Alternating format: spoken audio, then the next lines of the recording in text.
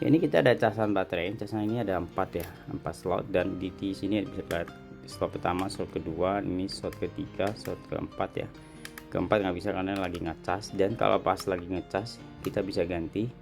Misalkan ini berapa ampere, kita ganti 2 ampere. Ini nggak bisa ganti karena di sini kita pakai 4 slot ya. Jadi kita mesti kalau mau pakai 2 ampere, kakak mesti 2 slot aja yang bisa dipakai, 1 ampere maksudnya ya. Ini udah bisa ganti ya. Ini kalau untuk utama dia kan udah selesai, udah cas ya. Habis kalau udah selesai dia 100%.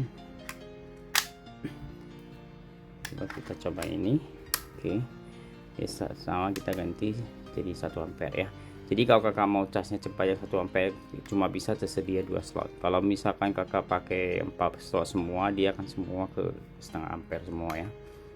Dan ini bisa tes juga untuk 3 jenis casan ini. Yang paling bagus yang ini, dia bisa ngetes baterai, cek emahnya berapa, dan ketahuan sekali cas berapa lama, dan bisa ganti ampernya juga ya.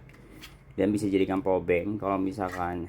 Jadi power banknya ini hanya bisa dipakai, ini ada lubang USB power bank, dia jadi power bank dipakai untuk slot pertama ya.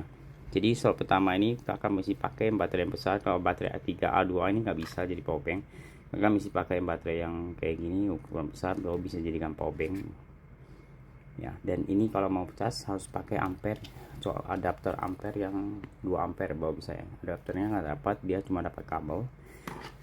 Untuk baterai yang kayak alkalin atau ABC yang sekali pakai itu tidak bisa dicas ya, ke sini nggak bisa. Kalau habis cas lama dia akan keluar error, nggak mau. Dan ini kalau dicas dia akan keluar 00 ampere, jadi kayak seorang ngecas ya. Untuk baterai alkalin atau ABC tidak bisa ya. Jadi hanya khusus baterai yang bisa dicas ulang ya baru bisa. Nah kalau model ini yang model pel sama, dia bisa buat banyak tipe jenis baterai juga. Dia indikatornya lampu, dan ini yang indikator digital, dan juga ini indikator digitalnya ya. Ada 3 macam.